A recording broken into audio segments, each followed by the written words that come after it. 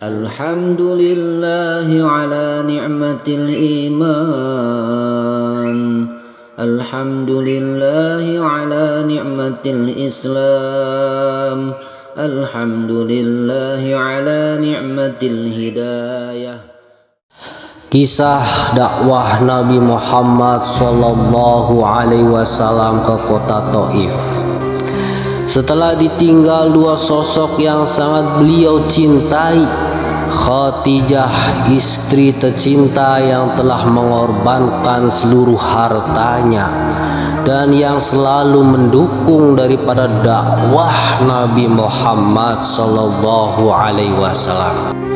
Suatu ketika Rasulullah sallallahu alaihi wasallam yang lelah dan sedih sepulang berdakwah dan menghadapi segala macam bentuk caci maki serta fitnah manusia itu, lalu berbaring di pangkuan Sayyidatina Khadijah hingga tertidur.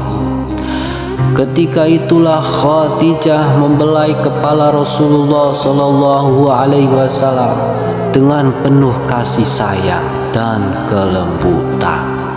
Tak terasa air mata Khadijah menetes di pipi Rasulullah sallallahu alaihi wasallam hingga membuat beliau terbangun. Maka Nabi mengatakan, "Wahai Khadijah, wahai istriku, mengapa engkau menangis? Adakah engkau menyesal bersuami aku? Dahulu engkau wanita bangsawan, engkau mulia, engkau hartawan. Namun hari ini engkau telah dihina orang, semua orang telah menjauhi darimu. Seluruh kekayaanmu habis. Adakah engkau menyesal, wahai Khadijah, bersuami aku?" Sayyidatina Khadijah mengatakan, "Wahai suamiku, wahai Nabi Allah, bukan itu yang aku tangisi. Dahulu aku memiliki kemuliaan. Kemuliaan itu telah aku serahkan untuk Allah dan Rasul-Nya. Dahulu aku adalah bangsawan. Kebangsawaan itu juga aku serahkan untuk Allah dan Rasul-Nya. Dan dahulu aku memiliki harta kekayaan. Seluruhnya kekayaan itu pun telah aku serahkan untuk Allah dan Rasul-Nya. Wahai Rasulullah, wahai suamiku, sekarang aku tak punya apa-apa lagi. Tetapi engkau masih terus memperjuangkan agama ini. Wahai Rasulullah, sekiranya nanti aku mati sedangkan perjuanganmu belum selesai, kemudian engkau hendak menyeberangi lautan, engkau hendak menyeberangi sebuah sungai, dan engkau tidak menemukan satu perahu pun ataupun jembatan, maka engkau gali lubang kuburku ya Rasulullah, kemudian ambil tulang belulangku, engkau jadikan jembatan sebagai jalan untuk menyeberanginya. Subhanallah, hidayah." Inilah kisah istri tercinta Khadijah merelakan mengorbankan seluruh hartanya untuk Rasulullah sallallahu alaihi wasallam. Kemudian Rasulullah ditinggal oleh pamannya yaitu Abu Thalib yang selalu melindungi daripada orang-orang kafir. Setelah meninggal daripada Abu Thalib, maka suasana masyarakat Mekah pun makin tidak bersahabat. Mereka semakin menjadi menolak dakwah beliau dan selalu mengganggu Rasulullah sallallahu alaihi wasallam.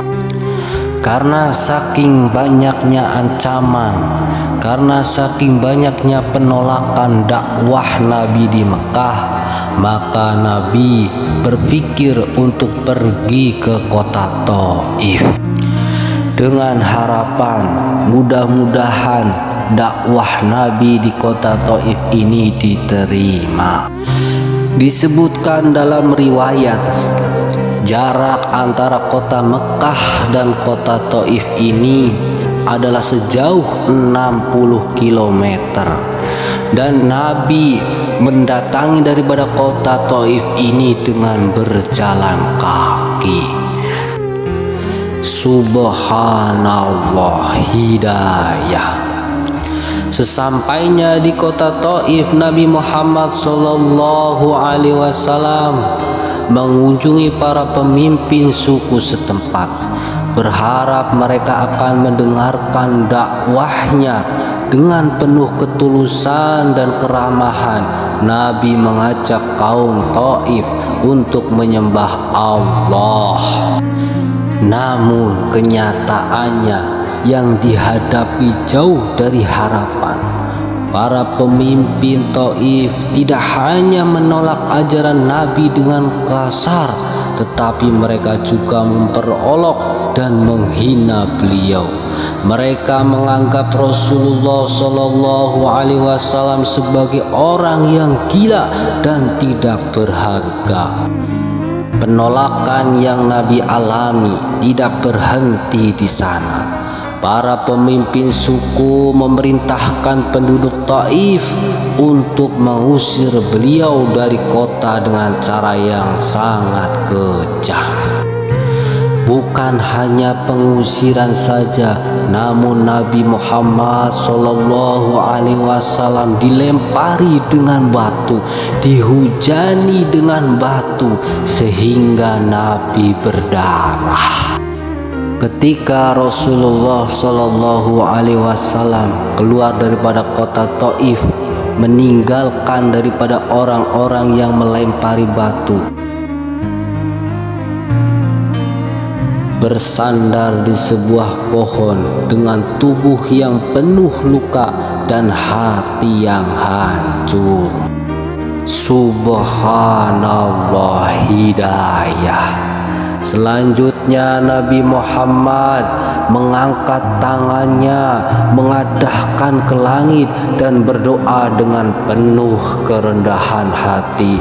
Ya Allah, kepadamu aku mengadukan kelemahanku, kurangnya kesanggupanku dan kerendahan diriku berhadap dengan manusia.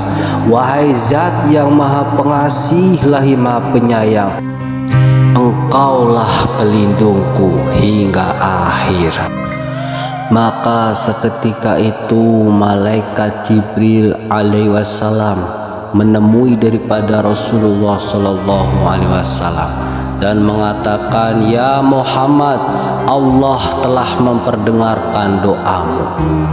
Allah Subhanahu wa taala mengirim malaikat daripada penjaga gunung. Maka malaikat penjaga gunung mengatakan, "Wahai Muhammad, sekarang tergantung keinginanmu.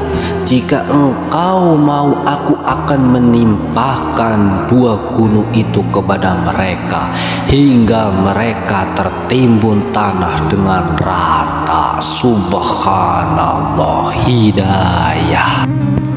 Selanjutnya Nabi mengatakan, "Jangan wahai malaikat, mereka hanya belum tahu.